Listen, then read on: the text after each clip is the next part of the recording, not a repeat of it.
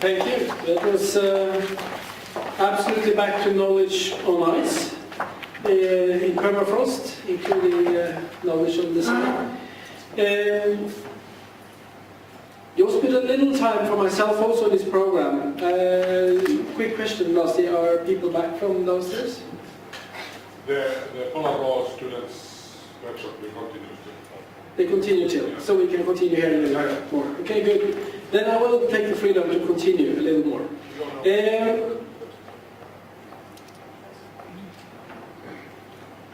I was so fortunate that I grew up in a dry part of the country of Norway, inland.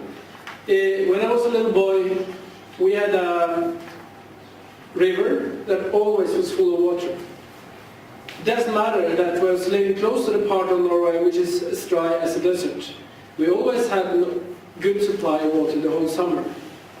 That was because that river came from the mountains, which had glaciers.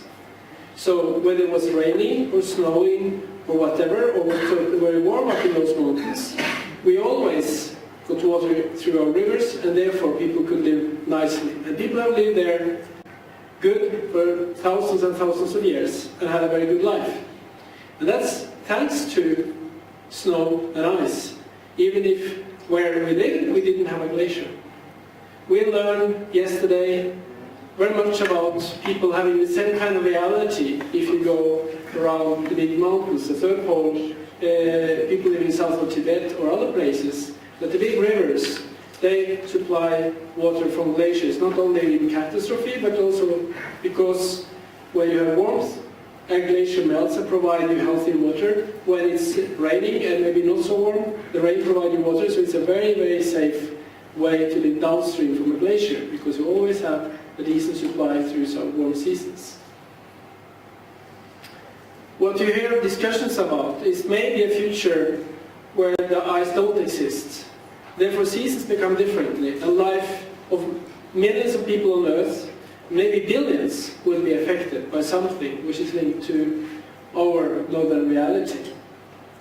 And that's the kind of knowledge on ice which is in a domain which we don't know. And we may have done a lot of natural science research. We do understand that this could happen. We know some people say it will happen, others doubt that, but anyway it's going that direction. We see very clear signs. And we're also looking in geological records. It has been like that before. Places where we today have glaciers didn't have sometimes.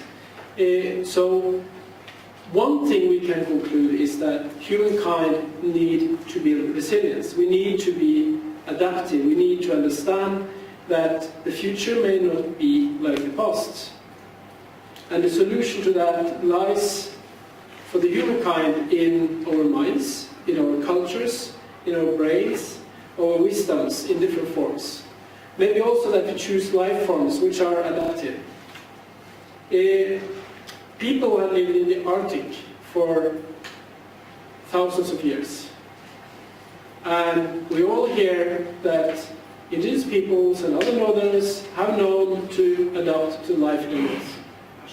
We also know from the record that climate has actually been different over the last 2,000 years, also in the north. So there's been times when it's been one way and times when it's a bit different. But somehow those people have survived these realities.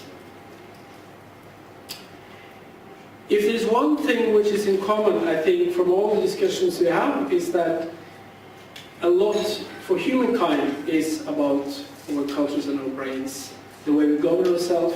And that's why I think it's fantastic to have a meeting like this, where we discuss both the legal frames and the natural science together, and many other aspects about life of people. Because it's only when we can kind of combine these thoughts that people need to live, we need to have a job, we need to, maybe people want to drive a car, maybe people want to watch TV at the same time as we don't want the nature to be different.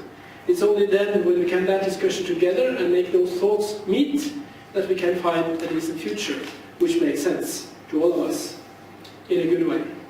So that's a challenge.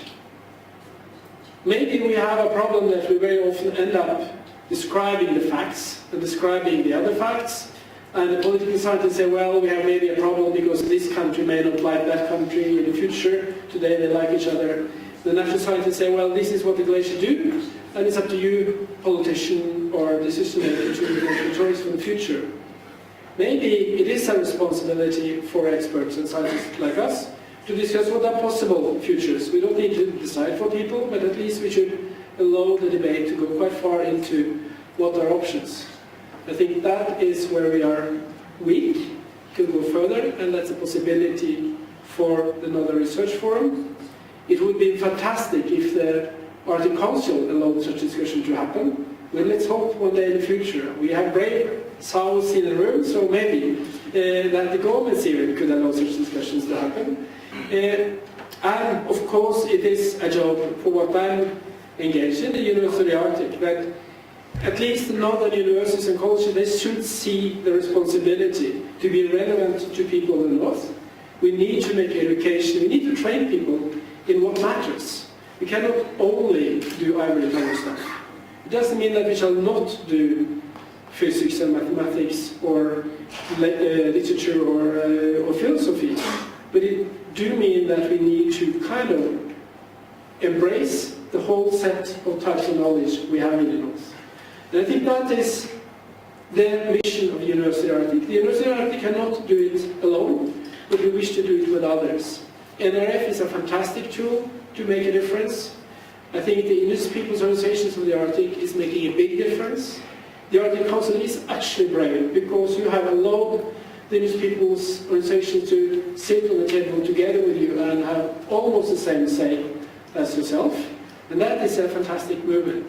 There is hope for us in the future, even with changing climate and change in reality, and we will face a future which we actually don't know what is. Today, Iceland survive as a small nation, and what is then the challenge for Greenland, and in the future Nunavut, or because they get all the oil in the Arctic Sea and they want to have their own nation led by this army, I don't know. But in those kind of scenarios, how shall such organizations survive and work together in a peaceful manner? I think we have some brave examples in Greenland, for example, and it's going to be very exciting for us to see. So that was my little speech. Now, a little about the University of the Arctic. The University of the Arctic is the cooperation between all northern universities and colleges and a few other organizations. We cover basically everything you can think of northern institutions, from the small to the big. And of course we have challenges because we shall merge the big 40,000 student institution with the tiny institutions with a few hundred students. And they shall somehow, the rectors shall feel they are on the same page and the same level, addressing the same issues. And sometimes that is not so easy.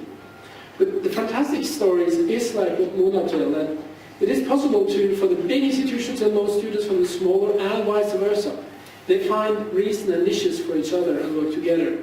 And I think there is a future with those kind of institutions to work together. And the respect we see when the leaders of this institution actually meet each other, independent on size, is impressive.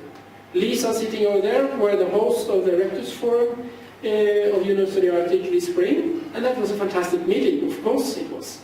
And you are not representing the biggest university on earth, but still it is possible for leaders of huge universities to come to you and be impressed with what you have for education systems. And of course, some of the big universities are not that fantastic, others are fantastic, and they have all different kind of size by themselves. So if you work together, thing works. So in University of the Arctic we distribute responsibilities. The students are, and even operation of the University of the Arctic is spread among the members. So there exists really no one who is employed by the University of the Arctic centrally, because we distribute ourselves to the institution. That is how we do what you could call capacity building in the north, by being where we should be. Not another secretariat, but really spread in the institutions. I want to bring up one news. In a few weeks there will be a research office of University of the Arctic open in Narfund, the university in Arkhangelsk, Northern Arctic Federal University of Russian Federation, funded and hosted by Russia. They will lead all cooperation about research-related issues between the Arctic Member Institution and how we could together shall be relevant to the Arctic Council, relevant in the Polar Decade, relevant in other international cooperation, how we work with IASC and EASA and other things. Such initiatives can make a good and fantastic difference. It's up to us to make a difference. We have seen in this mobility program that many young leaders in the Arctic already has experienced exchange in the north.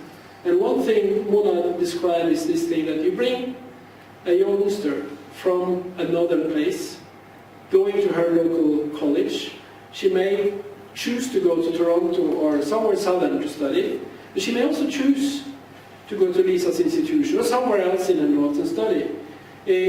And maybe we need a decent amount of northerners who actually have spent a semester in another northern place, because then the future cooperation in the Arctic will be fantastic, because groups like this will be full of people who know each other, because they, as young researchers, met all over. And that's why we also should embrace, and we do embrace, the young researchers in another research forum.